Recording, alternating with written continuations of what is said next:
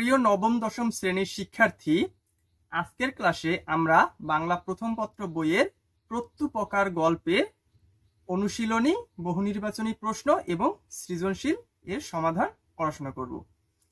আচ্ছা, প্রথম বহুনির্বাচনী কি? খলিফা মামুন কোথাকার শাসনকর্তা ছিলেন, তাই না?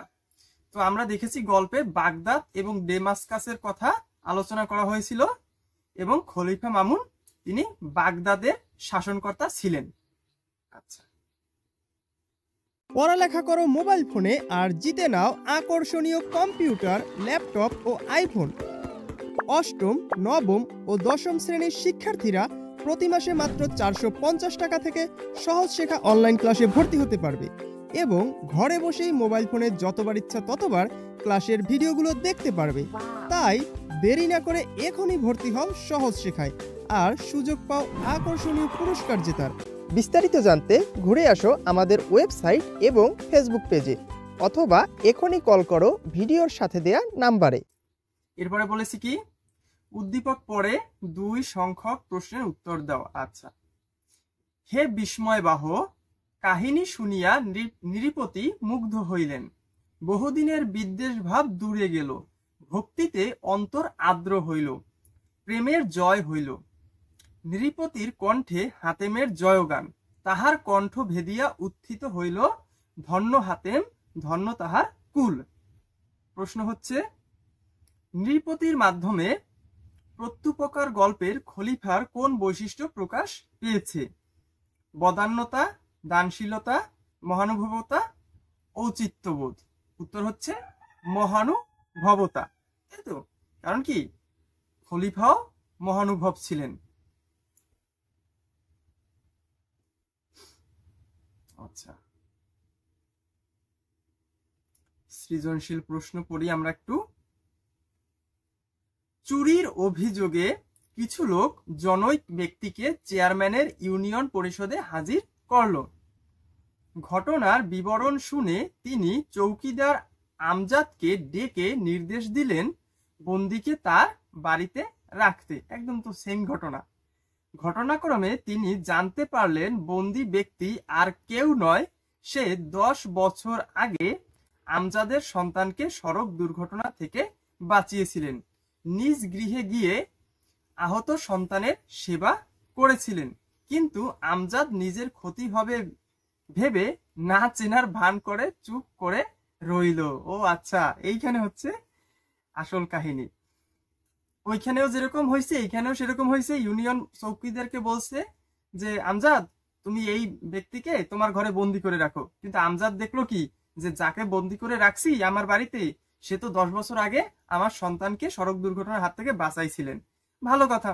এখন আমজাদের কি করা উচিত? ওই ব্যক্তিকে ছেড়ে দেওয়া উচিত, অথবা ইউনিয়ন পরিষদের চেয়ারম্যানের কাছে বলা উচিত যে হুজুর, উনি ভালো লোক, উনি আমার ছেলের বাঁচাইছিলেন, আমি ওনারে বন্দি করতে দেব না। কিন্তু আমজাদ সেটা করেন নাই। মানে ওই যে এর মতো, ইবনে আব্বাসের মতো ভালো কাজ করে নাই। আমজাদ কি করছে? চিনেও না চিনার ভান করে বসে রয়েছে যে বাপু, আমি তো তোমার চিনি না, তুমি কে? দেখছো কি একটা অবস্থা। আচ্ছা, এরপরে আমরা একটু প্রশ্নের উত্তরগুলো পড়ব, ঠিক আছে? তো প্রথম প্রশ্ন হলো, প্রত্যুপকার শব্দের অর্থ কি? আচ্ছা, প্রত্যুপকার শব্দের অর্থ হলো কারো উপরের প্রতিদানে কৃতজ্ঞ চিত্তে সেই ব্যক্তির প্রতি উপকার করা। ঠিক আছে? তো প্রত্যুপকার শব্দের অর্থ হচ্ছে কি, যে মনে করো তোমার কেউ উপকার করেছিল, সেই উপকারের প্রতিদান দিচ্ছ, তাও কৃতজ্ঞ চিত্তে, মানে কি হাসি মুখে, যে তোমার ভালো লাগতেছে যে সেই উপকারের প্রতিদান তুমি দিতে পারতেছো। ক্লিয়ার? আচ্ছা, এরপরের প্রশ্ন হচ্ছে, খলিফা মামুন কিছুক্ষণ মৌন হয়ে ছিলেন কেন? উত্তরটা হলো, খলিফা মামুন আলী ইবনে আব্বাসের বিবরণ শুনে এবং বন্দির দয়া, ন্যায়পরায়ণতা ও সদাচরণের কথা জেনে এক গভীর চিন্তায় মগ্ন হন। যে চিন্তা করতেছে, ও বাবা, এত কিছু ঘটে গেছে। এই আলী ইবনে আব্বাস সে বিপদে পড়ছিল, পর ওই লোক তাকে আশ্রয় দিছে, ঘোড়া দিছে, স্বর্ণ মুদ্রা দিছে, তাই না? আবার এদিকে দেখা যায় যে আলী ইবনে আব্বাস যখন তাকে ছেড়ে দিতে চাইছে, তখন বলছে না না, আমাকে ছেড়ে দিলে খলিফা আপনার প্রাণ নিয়ে যাবে, তাই আমি যাব না। ঠিক আছে, এটা ভেবেচিন্তে গভীর চিন্তায় মগ্ন হয়েছে। তিনি উপলব্ধি করেন বন্দির মতো মহান ব্যক্তির উপর মিথ্যা অভিযোগ এনে তার প্রাণ দণ্ড আদেশ করা একটি ভুল হতে চলেছিল। যে আরে এই লোকটার তো আমি এখনই প্রাণ নিতে গেছিলাম, এটা তো আমার ভুল হইতো। নিজের ভুল বুঝতে পেরে তিনি কিছুক্ষণ মৌন ছিলেন এবং ন্যায় বিচার নিশ্চিত করার সিদ্ধান্ত নেন। ক্লিয়ার? আচ্ছা, এর পরের প্রশ্নটা হচ্ছে, উদ্দীপকের বন্দির ঘটনা প্রত্যুপকার গল্পের কোন ঘটনার কথা স্মরণ করিয়ে দেন? ব্যাখ্যা করো। কে বলো তো? ওই যে যে বন্দি, খলিফা বলছে এরে তোমার বাড়িতে নিয়ে আটকাই রাখো, তার কি কোনো নাম দিছিল? আমার তো মনে পড়ে না। আচ্ছা, উত্তরটা হচ্ছে, উদ্দীপকের বন্দির ঘটনা প্রত্যুপকার গল্পে বর্ণিত সেই ঘটনার কথা স্মরণ করিয়ে দেয় যেখানে আলী ইবনে আব্বাস এক সময় ডেমাস্কাসের এক সম্ভ্রান্ত ব্যক্তির আশ্রয় ও সাহায্য লাভ করেছিলেন। সেই ব্যক্তি 1 মাস ধরে তাকে নিজের বাড়িতে লুকিয়ে রাখেন, নিরাপত্তা প্রদান করেন এবং অর্থসহ যাবতীয় প্রয়োজন মিটিয়ে তার নিরাপদ প্রস্থান নিশ্চিত করেন। পরে ভাগ্যের ফেরে সেই আশ্রয়দাতা ব্যক্তি বন্দী হয়ে খলিফার রোষানলে পড়ে আলী ইবনে আব্বাসের জিম্মায় আসেন। উদ্দীপকের গল্পে বন্দী ব্যক্তি একসময় আমজাদের সন্তানকে দুর্ঘটনার হাত থেকে বাঁচিয়ে সেবা করেছিলেন, কিন্তু বর্তমান পরিস্থিতিতে আমজাদ নিজের স্বার্থ ও ক্ষতির আশঙ্কায় সেই ঘটনা এড়িয়ে যান। উভয় ঘটনায় বন্দী ব্যক্তি আগে জীবন রক্ষার মতো গুরুত্বপূর্ণ উপকার করেছেন। প্রত্যুপকার গল্পে আশ্রয়দাতা প্রাণ রক্ষা করেন এবং উদ্দীপকে বন্দী ব্যক্তি দুর্ঘটনায় আহত শিশুর জীবন বাঁচান। মানে দুইটা গল্পেরই প্রথম পার্ট সেম। যাকে বন্দী করা হয়েছে দেখা গেল সে আগে একদিন ওনার উপকার করছে, যে বন্দী করছে তারে। কিন্তু প্রত্যুপকার গল্পে তো উপকারের উপকার স্বীকার করা হয়েছে এবং তার উপকারও করছে, কিন্তু উদ্দীপকে কি করছে আমজাদ সাহেব, সে একটা স্বার্থপরের মতো কাজ করছে, চিনিও না চিনার ভান করছে, এটাই বলছে।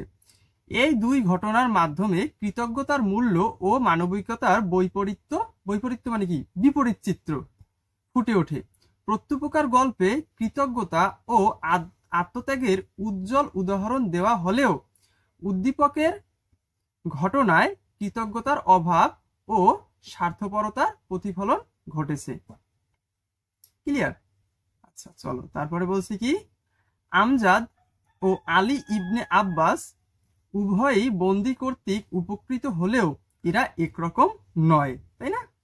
আমজাদ হচ্ছে একজন স্বার্থপর, কিন্তু আলী ইবনে আব্বাস উনি আসলে একজন হিরো। উনি বন্দিরে ছেড়ে দিছে, মহারাজের সাথে কাকুতি মিনতি করছে যে ওনার যেন ছেড়ে দেওয়া হয়। আচ্ছা, আমজাদ ও আলী ইবনে আব্বাস উভয়ই বন্দী কর্তৃক উপকৃত হলেও এরা একরকম নয়। মন্তব্যটি যথার্থ। আমজাদ ও আলী ইবনে আব্বাস উভয়েই বন্দী কর্তৃক অতীতে উপকৃত হয়েছেন, তবে তাদের প্রতিক্রিয়া ও মানসিকতার মধ্যে সুস্পষ্ট পার্থক্য রয়েছে। আলী ইবনে আব্বাস ডেমাস্কাসের সেই আশ্রয়দাতা দ্বারা প্রাণ রক্ষা পেয়েছিলেন। তিনি সেই সাহায্যের প্রতি গভীর কৃতজ্ঞ ছিলেন এবং যখন তিনি জানতে পারেন যে তার সেই আশ্রয়দাতা খলিফার রোষানলে বন্দী হয়েছেন, তখন নিজের জীবন ও অবস্থান বিপন্ন হওয়ার ঝুঁকি নিয়েও তাকে মুক্ত করার জন্য আপ্রাণ চেষ্টা করেন যে আমার জীবন যায় যাক, আমি মহারাজকে যাইয়ে বলবই বা খলিফাকে গিয়ে বলবই, খলিফা আপনি আমার প্রাণদণ্ড নেন, কিন্তু তার আগে আপনার শুনতেই হবে যে এই যে ব্যক্তিরে আপনি প্রাণদণ্ড দিতে চাইছেন উনি আমার সাথে কতটা ভালো কাজ করেছে। ঠিক আছে, এমনকি তাকে যখন ছেড়ে দিতে চেয়েছি তখনও তিনি যেতে চাননি। এটি কৃতজ্ঞতা ও মানবিকতার পরিচায়ক। অপরদিকে আমজাদ জানতেন যে বন্দী ব্যক্তি তার সন্তানের জীবন রক্ষা করেছিলেন, যা অত্যন্ত বড় উপকার, কিন্তু তিনি স্বার্থপর ও সংকীর্ণ মানসিকতার পরিচয় দিয়ে সেই উপকারের কথা এড়িয়ে যান। তিনি নিজের সম্ভাব্য ক্ষতির ভয়েই কৃতজ্ঞতা প্রকাশ করতে ব্যর্থ হন। আলী ইবনে আব্বাস নিজের প্রাণ ও খলিফার রোষের ভয়ে উপেক্ষা করে বন্দির প্রাণ রক্ষার জন্য খলিফার কাছে সুপারিশ করেন এবং তার মুক্তির জন্য সর্বাত্মক চেষ্টা করেন। এটি তার আত্মত্যাগ ও সাহসিকতার উদাহরণ। বিপরীতে আমজাদ নিজেকে বিপদমুক্ত রাখার জন্য বন্দির উপকারের কথা চেপে যান এবং সাহায্য করতে কোনো উদ্যোগ নেন না। এটি তার আত্মকেন্দ্রিক ও সাহসের অভাবকে তুলে ধরে। যদিও আমজাদ ও আলী ইবনে আব্বাস একই পরিস্থিতিতে পড়েছিলেন, তাদের আচরণ, তাদের মানসিকতা ও নৈতিকতার পার্থক্য স্পষ্ট করে। আলী ইবনে আব্বাস কৃতজ্ঞতার উজ্জ্বল উদাহরণ স্থাপন করেন, যেখানে আমজাদ কৃতজ্ঞতার অভাব ও স্বার্থপরতার পরিচয় দেন। এই বৈপরীত্য আমাদের মনে করিয়ে দেয় যে প্রকৃত কৃতজ্ঞতা কেবল অনুভূতির বিষয় না, বরং তা কার্যকর আচরণ ও দায়িত্ববোধে প্রকাশ পায়। আচ্ছা।